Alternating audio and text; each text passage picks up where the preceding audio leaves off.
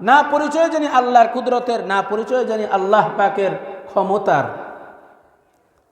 মেরে মোহতারাম হাজিরিন, জুমার দিনের এই বয়ান এতটাই বেশি গুরুত্বপূর্ণ, যতটা বেশি গুরুত্বপূর্ণ আপনার আমার ভিতরে হয়ে থাকা কিছু কিছু মজলিসের, তার মধ্যখান থেকে কয়েকটি মজলিস হচ্ছে এমন মজলিস, যদি দুই পক্ষের বিবাহ, বর পক্ষ আর কনে পক্ষর যখন মিটিং হয়, এই মিটিংটা গুরুত্বপূর্ণ কিনা বলেন?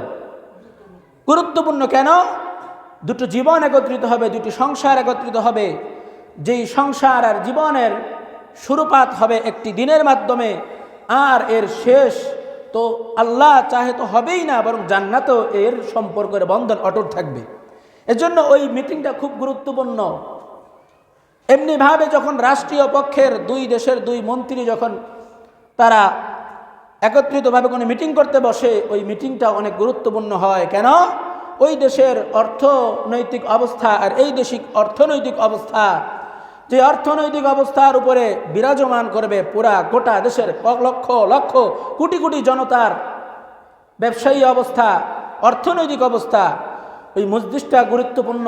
ঠিক এমনিভাবে একজন ব্যক্তির ব্যাপারে যখন ফাঁসির রায় হয়, ওই মজলিসটা যেমন গুরুত্বপূর্ণ, যেই মজলিসে বসে জান্নাতের আলোচনা হয়, জাহান্নামের আলোচনা হয়, যেই মজলিসে আপনার জান্নাত, কোন পথে জান্নাত আসবে আর কোন পথে চিরস্থায়ী জাহান্নাম হবে, এই মজলিসের দাম তাহলে ওই মজলিসের চেয়ে আরো কত বেশি গুরুত্বপূর্ণ হবে। এতটা বেশি গুরুত্বপূর্ণ।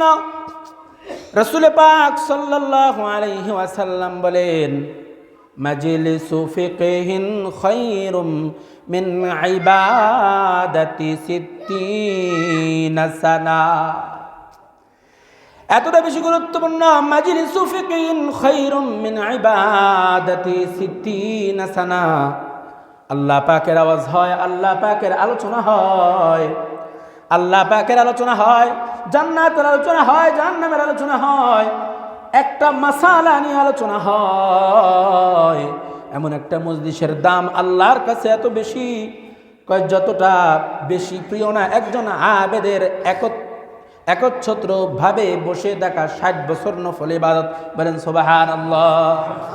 একজন আবেদ ব্যক্তি, সে সকালে ঘুমাবে না, রাত্রেও ঘুমাবে না, খাবারও খাবে না, টয়লেটেও যাবে না, 60 বছর পর্যন্ত আল্লাহ পাকের ইবাদত করবে একজন আবেদ। একজন আবেদের 60 বছর ইবাদতের যেই পরিমাণ না মূল্য, আল্লাহ রব্বে কারীমের আলোচনা হয়, এমন একটা মজলিসের মূল্য আল্লাহর কাছে অনেক বেশি। এই যে আমরা সুবহানাল্লাহ বলি, এই সুবহানাল্লাহর মর্যাদা কত বেশি। মুমিন হযরত সুলাইমান আলাইহিস সালাতু ওয়াস সালাম, পয়গম্বরদের মধ্যে এমন একজন পয়গম্বর সুলাইমান আলাইহিস সালাতু ওয়াস সালাম কে আল্লাহ রাব্বুল কারীম এমন ক্ষমতা দান করেছেন, যেই ক্ষমতা দুনিয়ার কোনো নবীদেরকেও আল্লাহ তাআলা এইভাবে দান করেন নাই। এমন ক্ষমতা আল্লাহ রাব্বুল কারীম সুলাইমান আলাইহিস সালাতু ওয়াস সালামকে দান করেছেন, যেই ক্ষমতা আল্লাহ তাআলা কোনো নবীকে এইভাবে দেয় নাই। পাখিরাও তার কথা শুনে, পিঁপড়াও কথা শুনে, শুধু মানুষ আর জিন্নাত না, দুনিয়ার সমস্ত মাখলুকগুলা তার কথা শুনতো। হযরত সুলাইমান আলাইহিস সালাতু ওয়াস সালাম তার লস্কর বাহিনী নিয়ে আসমানের উপর থেকে উড়ে উড়ে যাচ্ছেন তখতের উপরে, এটাকে বলা হয় তখতে সুলাইমানি। হযরত সুলাইমান আলাইহিস সালাতু ওয়াস সালাম এইভাবে যায়, নিচে একজন আবেদ দেখে বলে সুবহানাল্লাহ। তখতে সুলাইমানি, আল্লাহ পাকের সুবহানাল্লাহর আওয়াজ থেমে গেল। বলেন সুবহানাল্লাহ। সুলাইমান আলাইহিস সালাতু ওয়াস সালাম তৎক্ষণাৎ নিচে নেমে আসে। নিচে নেমে এসে এবার সুলাইমান আলাইহিস সালাতু ওয়াস সালাম বলে, ওগো আল্লাহর বান্দা, মনে হয় তুমি কিছু বলেছো।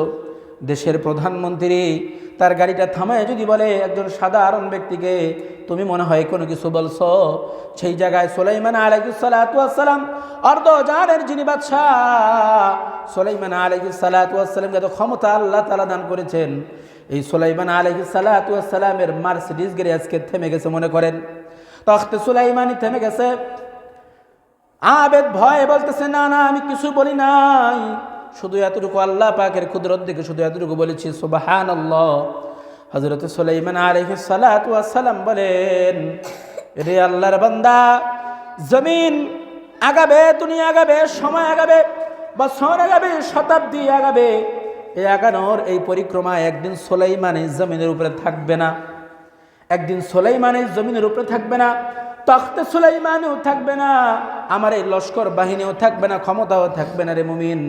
কিন্তু তুই যে এই আমার আল্লাহর কুদরত দেখি একবার বললি সুবহানাল্লাহ, দুনিয়া শেষ হবে, দুনিয়ার পরিক্রমা শেষ হয়ে যাবে, কিন্তু তোর এই সুবহানাল্লাহর একটা মাত্র সওয়াব আল্লাহ রাব্বে কারীম কিয়ামত পর্যন্ত বাকি রাখবেন। কিয়ামত পর্যন্ত আল্লাহ রাব্বে কারীম এর পরিক্রমাকে বাকি রাখবেন। এজন্য আমরা শুধু বয়ান শুনবো না, বয়ান মানব।